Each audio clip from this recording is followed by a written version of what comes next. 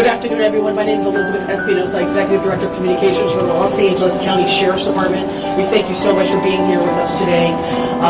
In the order of speakers that we will have today will be LA County Fire Chief Daryl Osby, and then we will have LA County Sheriff Alex Villanueva come to the podium.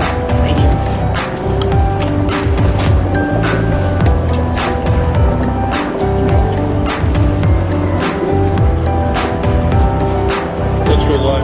Chief Daryl Osby of the County Fire Department. Good afternoon. My name is Daryl Osby, and I'm the Fire Chief of the Los Angeles County Fire Department. I want to thank you for coming here to today's briefing of the Willow incident. Today, shortly before 10 o'clock at 9:47 a.m., the Los Angeles County Fire Department received a 911 call of a potential helicopter down in a brush fire at the intersection of Los Virgenes Road and Willow Glen Street in the city of Calabasas in unincorporated Los Angeles County. Upon arrival, our firefighters discovered approximately a quarter-acre brush fire that resulted from a crash on the hillside. The Los Angeles County Fire Department initial response was 15 pieces of apparatus and 56 personnel that consisted of paramedics, engine company, heavy rescue, truck company, hand crews, and aircraft, and a chief officer to oversee the incident. Upon arrival during the incident, and upon arrival of the Sheriff's Department, our two respective departments entered in the unified command to handle this incident. Our firefighters on scene indicated that there was a debris-filled and steep terrain with a quarter-acre brush fire that was occurring at the time. Our firefighters hiked in to the accident site with their medical equipment and hose lines to extinguish the stubborn fire, as it included the brush fire, debris from the helicopter, and the fire also included magnesium, which is very hard for our firefighters to extinguish because magnesium reacts with oxygen and water. In addition to our firefighters hiking into the incident, we had one helicopter flying to the incident with firefighter paramedics on board. Those paramedics were hoisted down to the incident early into the incident. They did a search of the area for survivors. Unfortunately, all the survivors on board were determined to have perished. Firefighters and hand crews worked to extinguish the fire while carefully preserving the incident for investigation.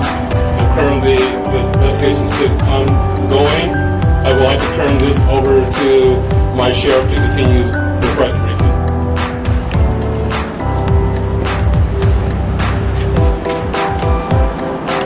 Thank you, Chief Osby.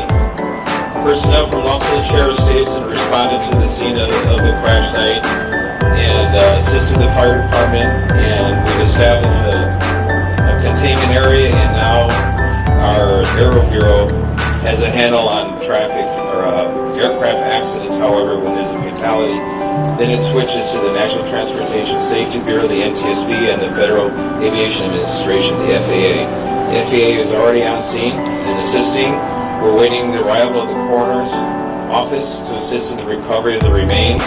As the chief indicated, there were no survivors. We have a manifest that indicates there was 9 people on board the aircraft, the pilot plus 8 individuals. There is wide speculation of who the identities are. However, it would be entirely inappropriate right now to identify anyone by name until the coroner has made the identification through their very deliberative process, and they've made notifications to next of kin. And it'd be extremely disrespectful to understand that your loved one was perished and you learn about it from TMZ. That is just wholly inappropriate, so we're not going to be going there. We're going to wait till the coroner does their job, and we're assisting the families of those who believe they have been impacted, and it's a tough process. Our hope goes out to all of the members who are on board, all the family of everyone who was on board this aircraft, and God bless their souls. So at this point in time, we have nothing that we can add until the coroner does their job, and we'll be making those notifications when we have the information and we know the next of kin have been notified, then we can release the information publicly. And you'll be notified in subsequent announcements. Sheriff, there's one thing you can confirm. Do we have the confirmation actually of 9 bodies there at the scene? That is our belief, yes.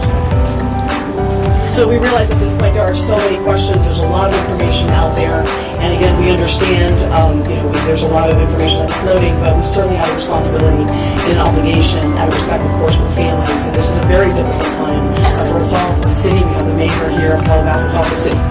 We thank them for being here, and in fact, they wanted to pass on a message that for those in the community that want to gather here or coming to Calabasas, if you do, you are welcome to join others at the Dianza Park here in Calabasas, and the cross streets there are Lost Hills and Las Virgenes.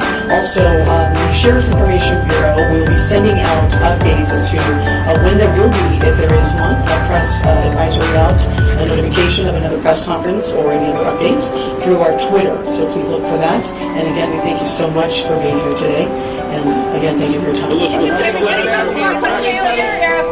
Sheriff, we have more. Sheriff, just a Can you question talk about quickly if it's on mechanical sealing off the failure or area. weather? We know the NTSB has to be there to do that thing. Is the public going to be able to get anywhere nearby, or is a stretch of Las Virgenes going to be shut down for an indeterminate period of time? It remains shut down. Is it clear? Any idea? Still on site? You're from the heavy fog here.